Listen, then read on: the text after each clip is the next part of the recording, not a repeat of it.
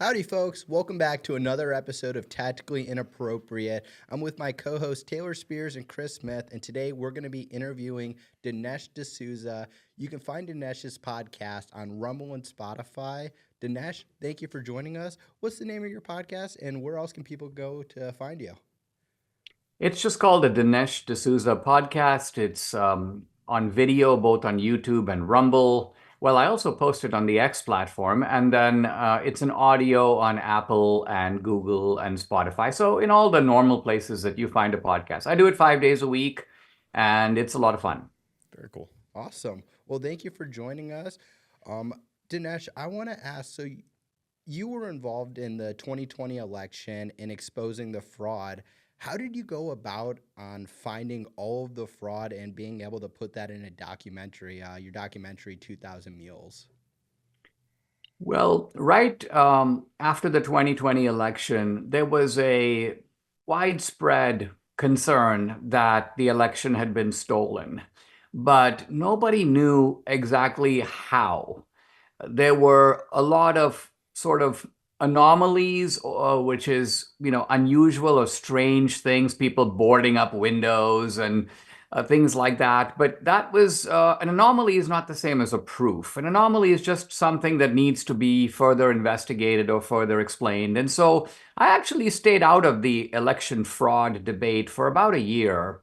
And then I came across the group called True the Vote, friends of my wife, Greg Phillips and Catherine Engelbrecht, and they came over to our house and showed us a very different way of looking at the 2020 election. In fact, this was almost like the way that the cops might go about solving a murder, right? And that is, number one, to use cell phone geo-tracking to track the movement of people who are going to these mail-in drop boxes, trying to identify if there are people going not to one, not to two, but to 10 or more drop boxes, very often in the middle of the night. So this was a very interesting way of tracking so-called mules. Basically, a mule is somebody who is dropping ballots into a mail-in drop box. And the second type of evidence was surveillance video. As it turns out, a number of the states, not all, had these surveillance cameras turned on. And so you could go back and look at them and see what people are doing at the mail-in drop boxes. And lo and behold, we find these mules in the middle of the night, looking to the left, looking to the right, parking their car, going up to the drop box. They've got a satchel full of ballots. They have wearing latex gloves. They're putting the ballots in. They, in some cases, are taking a photo of the ballots going in the box. So all of this behavior that on the face of it is highly suspicious. And so I realized when I listened to all this and saw this evidence that guess what, guys, this is very cinematic because we can actually see the bad guys breaking into Fort Knox, so to speak. And so 2000 Mules surprised a lot of people because it didn't just regurgitate the old claims about the fact that they stopped the count and they boarded up the windows and there were claims that I have all these affidavits. Most of those things were claims that raised more questions that they could possibly answer. Here we had two very interesting and fresh lines of evidence, and that's really why that movie, I think, generated so much interest and fascination. Hey, Dinesh, I got a quick question about that. And we know the 2020 election was stolen, and it seems to have been stolen by about 10 million votes, which they didn't have in this current election. It was the numbers were pretty solid on where you could see that the votes came back to normal. Why do you think they didn't try to do this again in the 2024 election? Well, first of all, let me emphasize your point, which is a key point. Obama got 69 million votes. Biden got 81 million. Right. So 11 million votes more than Obama at his peak. Then Kamala Harris got 75 million votes. So let's even take the smaller margin, which is 6 million votes. We can say quite safely that 6 million votes emerged out of nowhere, out of thin air in the 2020 election and promptly vanished in 2024. This alone is to put it, say it's suspicious is to put it mildly. Now, to answer your question, I think the answer is actually pretty obvious, and that's this. Even though there was no investigative follow-up with 2,000 Mules, mainly because the Republicans were wimps and scared of being called election deniers, so even Republicans didn't demand the things that needed to be done, namely for law enforcement to interview the Mules and ask them to give an explanation, if there is one, for what they were doing, if not election fraud. Well, none of this happened, but here's the point. If you bust an election fraud scheme and you put it on camera and you got the bad guys breaking into Fort Knox, they can't do it again. Why? Because if mules started showing up in the middle of the night in the 2024 election, there'd be patriots and conservatives looking for that. And so I think the Democrats realize not that they can't attempt to cheat, but they can't attempt to cheat in that way. And I think this was the reason why that particular fraud scheme was torpedoed in 2024.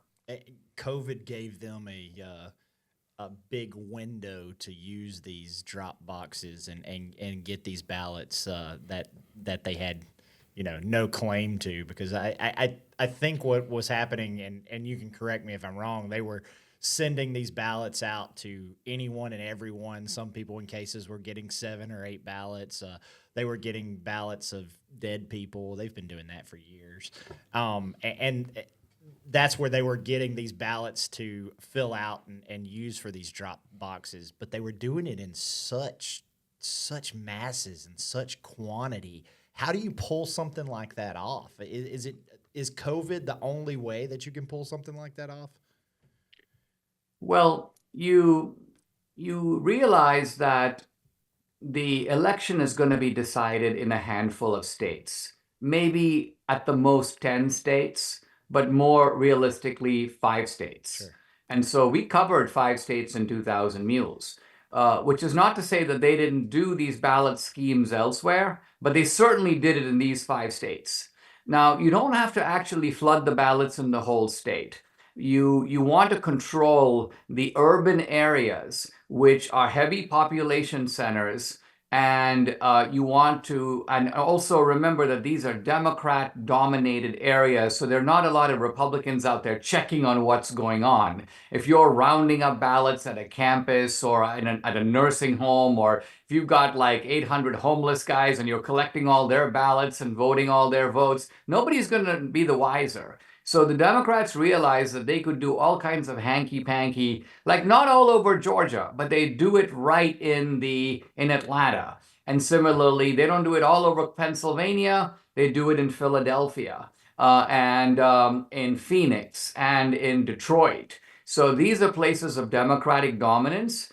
And quite honestly, you don't need to rig, millions of ballots to swing the election. You just need to rig enough ballots in the right places. Do you think that swing of about 6 million votes, do you think that most of those were rigged ballots, or do you think there was a drop off in the 2024 election for Democrat votes? I think that there probably was some fraud in 2024, but the Democrats did not expect Trump to do a red shift with every demographic group in the country. They did not expect that.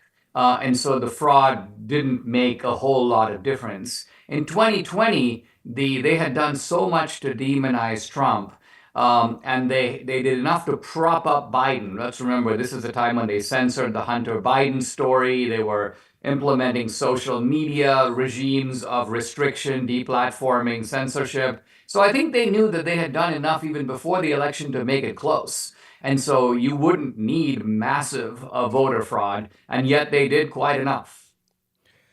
Dinesh, I want to jump back a little bit. I was thinking back when you said there was no accountability for the 2020 election and there was no DOJ or federal government follow-up.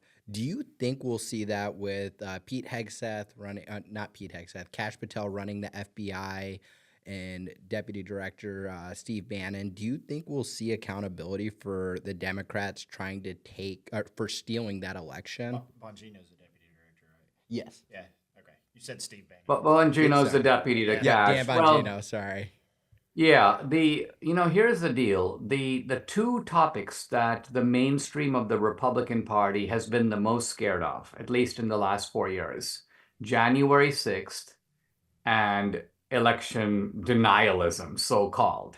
So, there's a senator I'm close with, and I had finished 2,000 Mules, and I said to him, I go, hey, come over to our house and to our media room, and let's watch this film together. You're going to find it extremely eye-opening. And he kept sort of like putting me off. And this is a guy I know pretty well. So I was a little disturbed by this, but then I figured it out. I realized he doesn't want to see the movie, not because he thinks it's false. He's worried that it's true. And if it's true, he's going to have to do something about it. Yeah. But since he doesn't want to do anything about it because he's afraid of the topic, he'd rather not see it at all. So this has been the sentiment. Now, to turn to your question, the big question I think facing the Trump team is, is this a Pandora's box, a can of worms, if you will, that they want to open up? I think they should, but they might decide, you know what, let it go.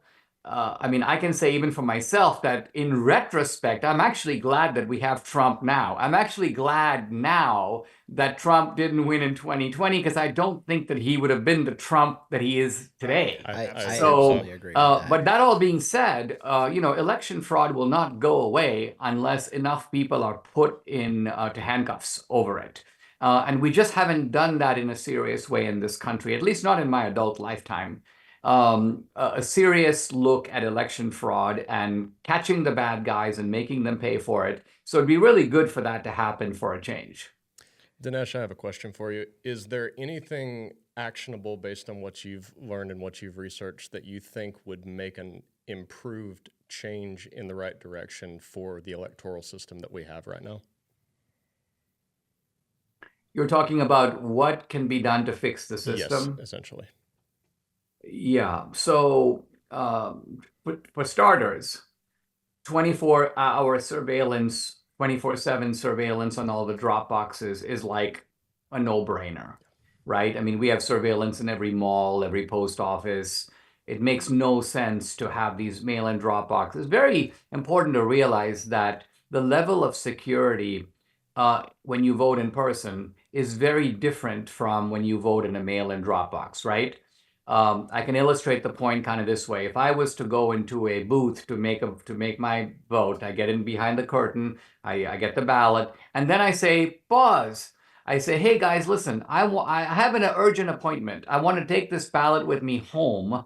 I will fill it out and bring it back later and drop it off. Will I be allowed to do that? Absolutely not. But why not? Because they would say, nobody's watching you when you take this ballot out. Nobody knows who's going to fill this ballot out. Nobody's overseeing the process. Well, think of it. This thing that would never be allowed if I tried to do it in person is in fact how mail-in balloting works. Ballots are sent out. Nobody knows who opens the envelope. Nobody knows who fills out the ballot. There's supposed to be a signature on it, not on the ballot, by the way, but on the envelope. Nobody really seriously checks those signatures. And so as a result, the opportunities for fraud are just legion. Do you think that most of this is from those drop box? Well, in 2020, do you think that most of the fraud came from those drop box ballots, or do you think that the machines had anything to do with it, the corruptions of the machines? On the machines, I am agnostic, but I'm agnostic leading to dubious. And by dubious, I mean, while there's been a lot of claims about machine swapping, I have never seen anybody open up a machine and show how that swapping could in fact take place. People just say it, but they never demonstrate it. And the second point, which I think is even more crushing, is this.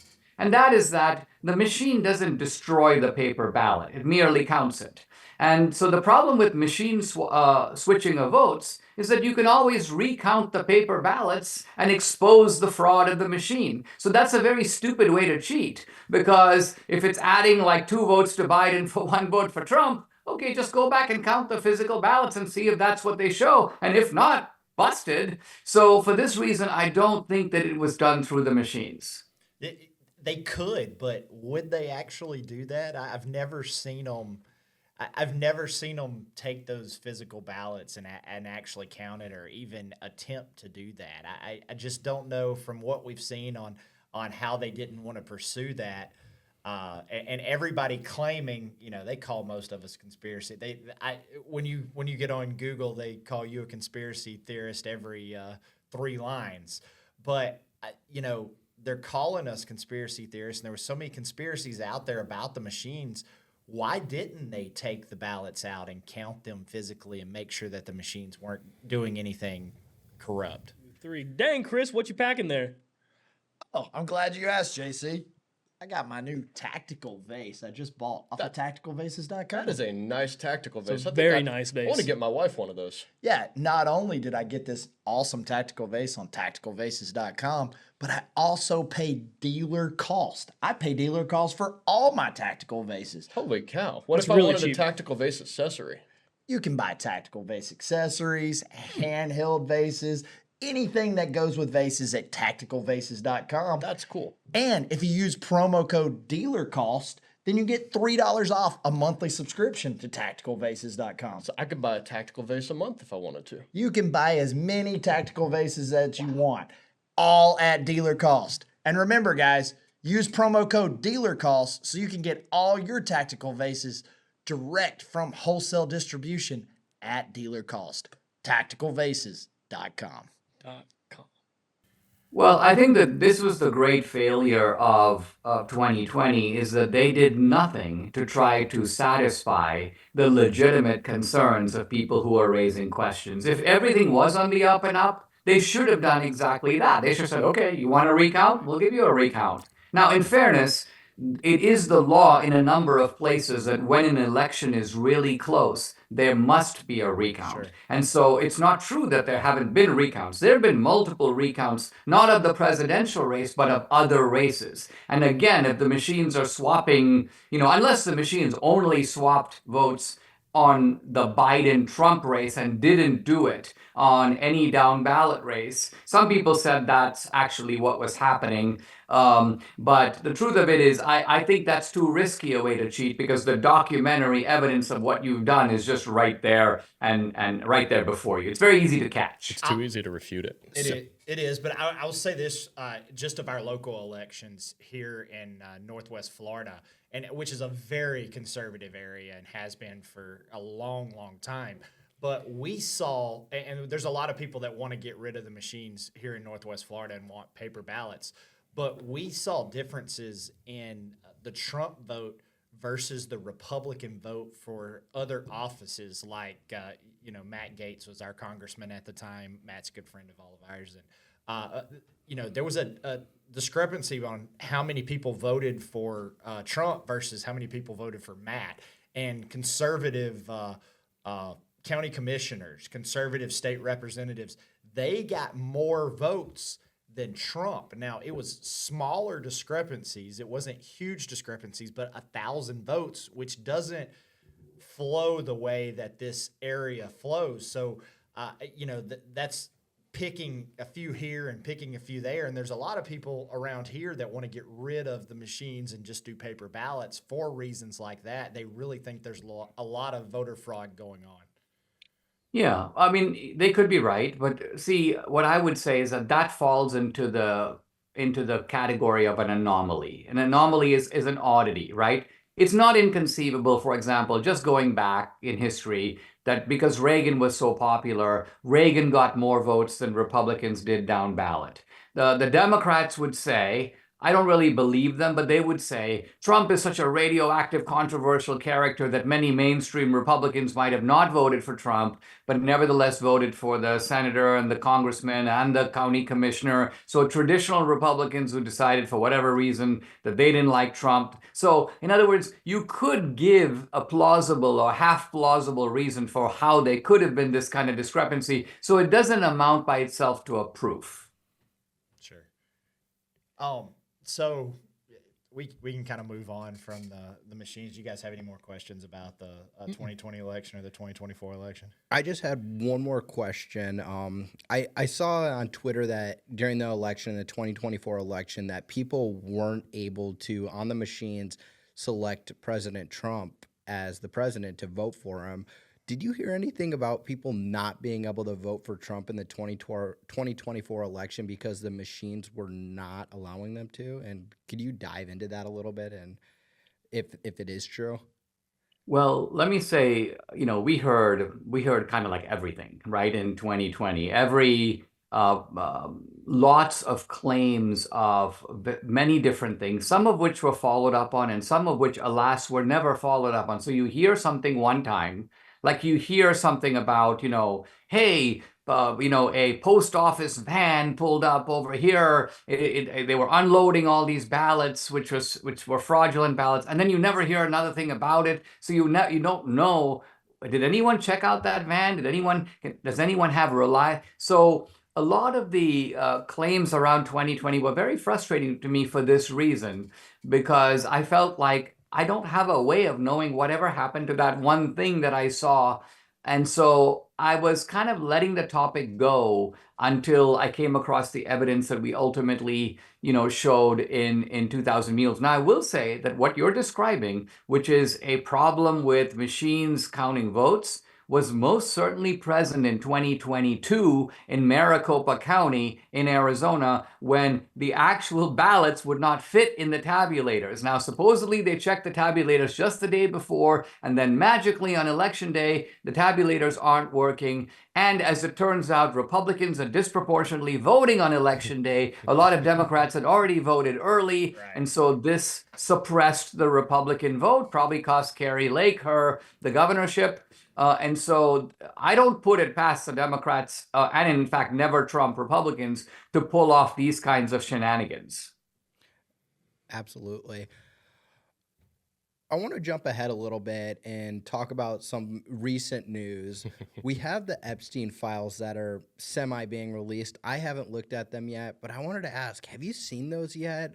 Is there anything shocking about the Epstein files that the American people should know about? The shocking thing, as far as I can see, is that we don't have the files. Yes. The latest release adds little or nothing.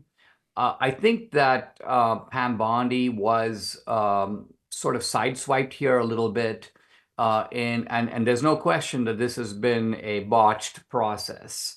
It doesn't mean that these people will not be on top of it, but the reason I think that the MAGA audience is freaked out about this is not only because we have every right to know, and they're obviously very powerful people who were involved with the Epstein, pimp operation. And these are the people who have completely escaped accountability. So it's really important that we know those names, and it's really important that something be done about this. But even more than that, the underlying question here is this: who controls this country in the end? Is it the elected government now of Trump and Pam Bondi and Kash Patel and Dan Bongino? Or is the police state still in charge? Are those guys still telling Trump and his team what to do? There's a great MAGA fear that we are not going to be able to dismantle the police state at the highest level. And the Epstein files are going to be a perfect test case to prove who's really running the show. So I think for this reason, it is imperative politically, morally, for the Trump people to show, you know what, we are in charge. If the Southern District of New York is holding onto these files, 1,000 FBI agents are going to descend on the Southern District of New York. Everybody's going to be brought out in handcuffs. They're going to search the place. They're going to go through the computers. There's going to be zero tolerance for any kind of deleting evidence, files disappearing, any of that nonsense. Do you think that anyone will actually, if we do get a hold of these files, do you think any of these powerful people will actually go to prison for any of this?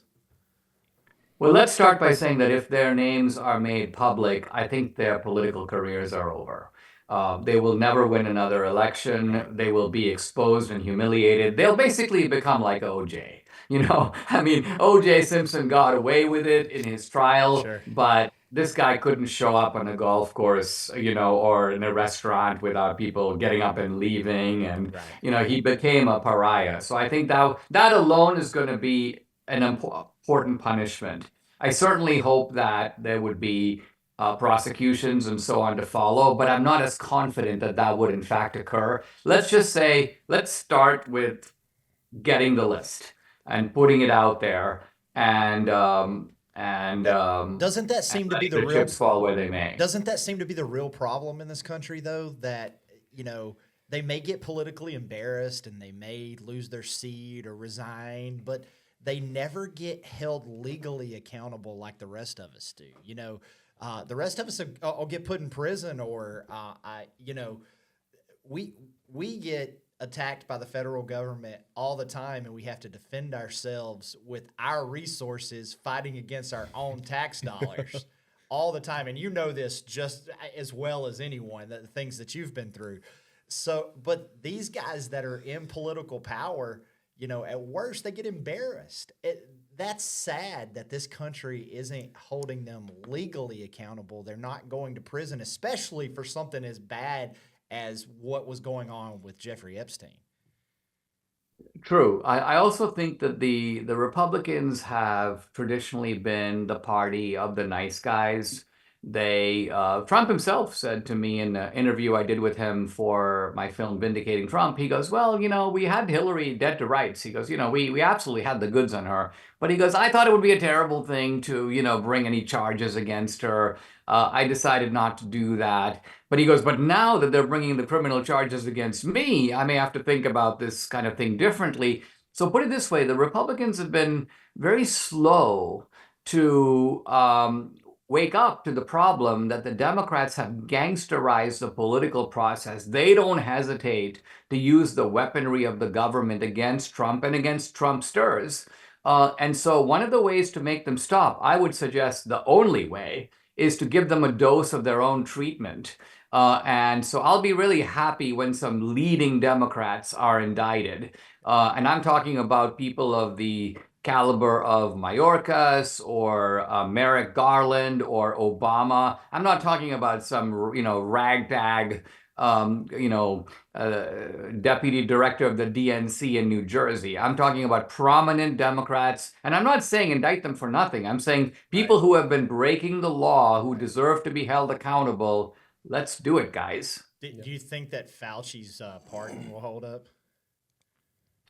I think the pardons will hold up for the simple reason that the Supreme Court is not going to want to get into the business of limiting the presidential pardon power. The Supreme Court could, in fact, say, you can't pardon some guy, prospectively for crimes that he hasn't even been charged with. Or if you pardon Fauci for, let's just say, COVID, you can't go back and pardon him for all actions he's done since 2014. Very interesting, right? The Fauci pardon goes back 10 years, as if this guy's been committing a 10-year history and career of crimes. 6 years before COVID. But I still think the Supreme Court is going to, they pick and choose their battles, and I don't think this is a battle they're going to want to fight.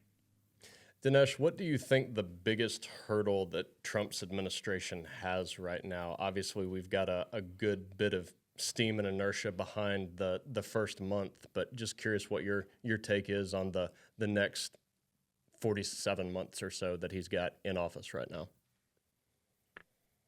Well, I think that what we're finding out is that the rot and corruption in the political system runs far deeper than we thought.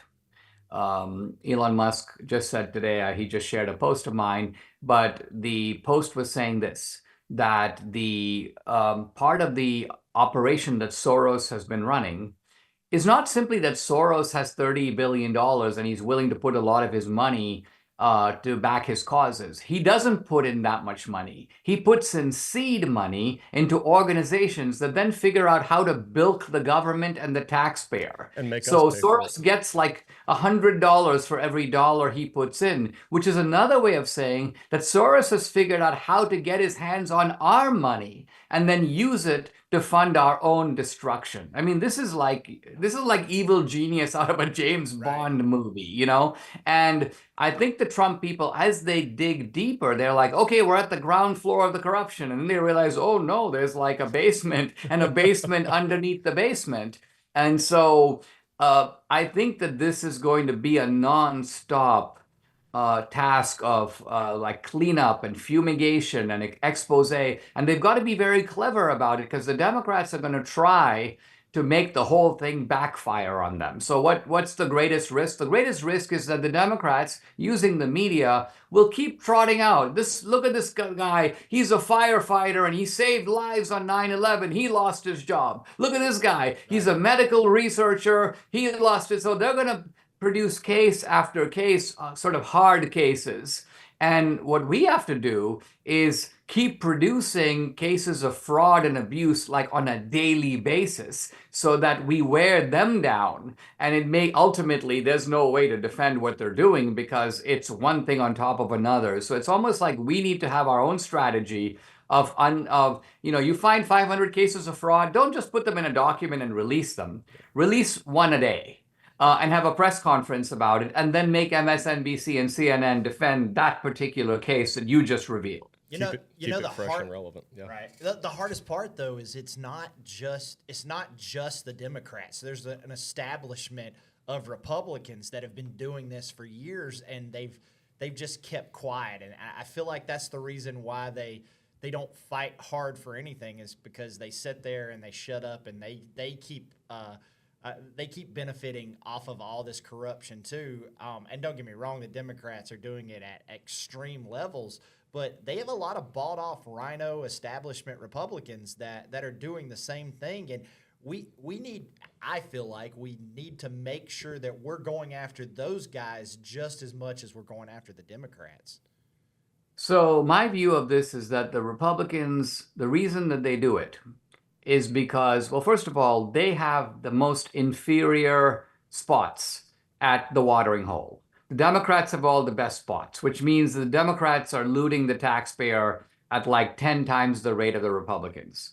But the Republicans are allowed to do some looting of their own. Right. And so these Republicans are like, okay, well, I guess this is the best I can do. Now, there hasn't been a media on our side powerful enough to hold any of these people accountable, not the Democrats and not the fellow Republicans. I think that the big shift here is with the X platform, because the X platform is bigger than all the liberal media put together.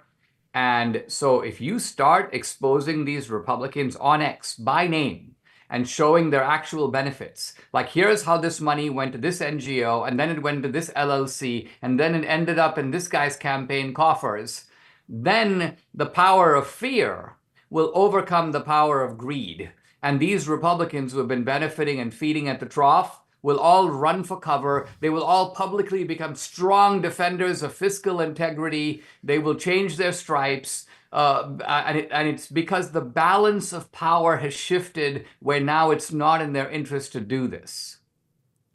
So we'll kind of move on to another topic so we don't keep you here all night. Yeah, I just got a couple more, so maybe Sure. let's close up, Sure. maybe with a closing question, if you don't mind. Yeah, Kyle, you want to talk about, didn't you work on Dinesh's son's campaign? You want to ask him a couple of questions about that? Yeah, we talked about it briefly. I didn't work for his campaign, Okay. for the political consulting firm that helped him out a little bit. But Dinesh, I wanted to ask to close up, what was your role in Representative Gill's campaign and what you guys had to do to get him elected and some of the challenges you guys faced down there in Dallas? Well, Brandon Gill, my son-in-law, he's married to my daughter, Danielle. He's the full package. He's a really smart guy. He's got a really good education. He's worked on Wall Street, but he grew up on a ranch in Texas.